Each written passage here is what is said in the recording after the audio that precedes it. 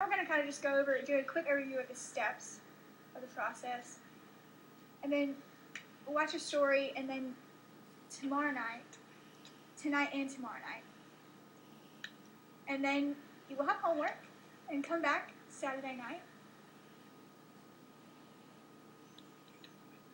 When you're done with their workshop, you'll show me what you've done,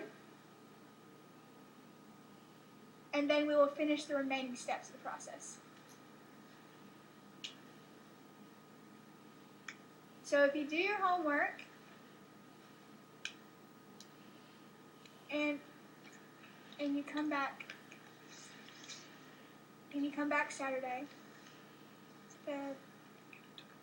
you'll get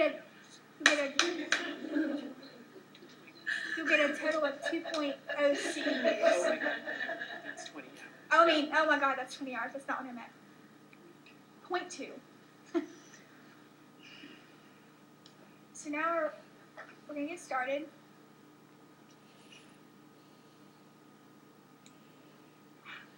So the condensed version of the discourse mapping process.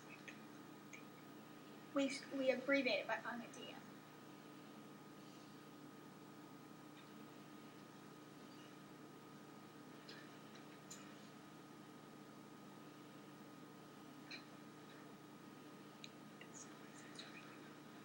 The discourse is really the entire interaction. What happens between those two people in that interaction.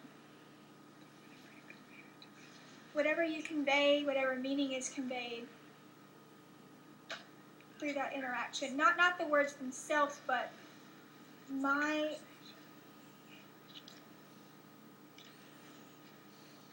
whole being. So it's not a focus just on the words.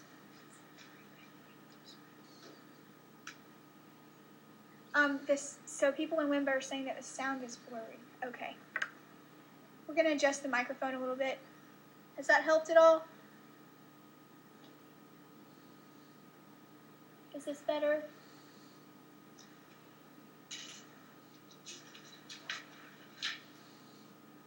Kinda. Okay.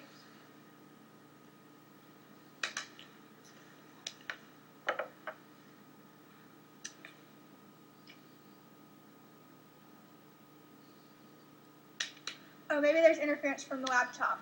We're going to move the laptop. How about that? In Wimba, is that any better?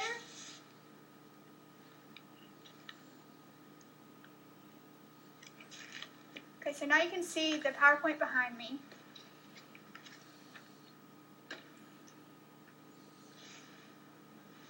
So you will start to draw the framework of your map. You will physically draw the map.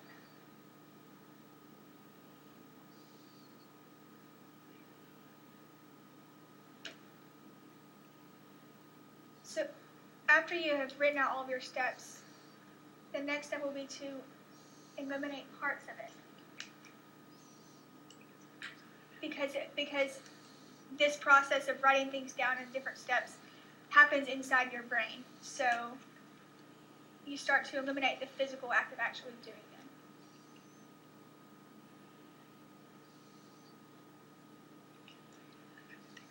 You can't say while you're interpreting, hold on, let me draw that concept, or set that down on paper. That has to happen automatically. So you can't put a pause button on it and say, okay, now I'm back and I'm ready. So you start to lessen the increment of time between steps as you go along. So that physical act of doing that becomes mental. So today we will physically write down and do all the steps. If you want the full version, you'll have to come here short. So take the class.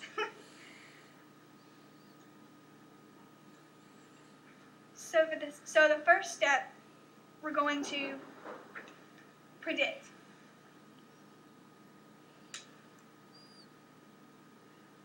So So before you arrive to the interpreting assignment, you have to brainstorm about certain things. What do you think that interaction is going to happen? All that prediction, that's very important, right? So for this step,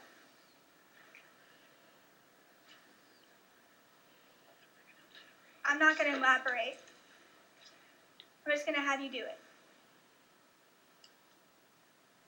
So I'm only going to give you one word, and I want you to predict from that word. So you have been given a piece of paper, and you can use that as your tool. Also, sticky notes.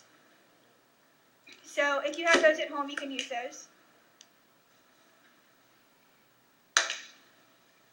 When people in WIMBA, if you don't have those, you can just use a piece of paper. You don't really need sticky notes, but just improvise however you feel necessary. Okay, next slide, please.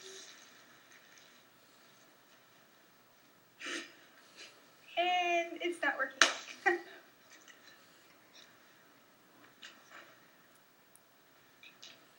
You're the tech guy. You're supposed to do all those things. Oh. Got it. Okay.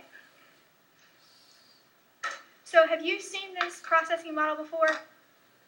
This kind of looks at all the mental processes that go along with interpreting. This is Dennis Coakley's model, the grandfather of cognitive processing.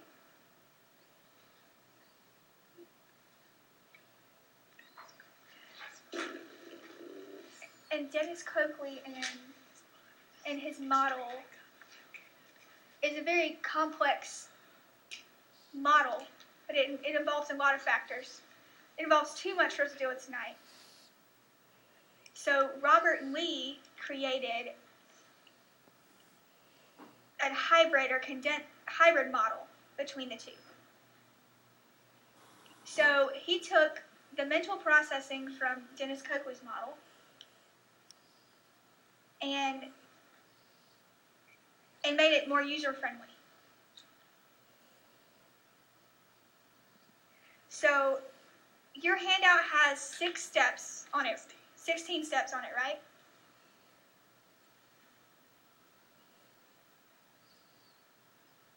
So this screen behind me involves the intralingual aspect of it.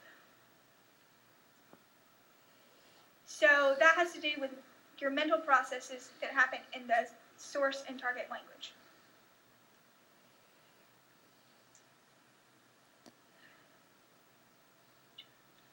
So when you're moving in between languages, you are moving into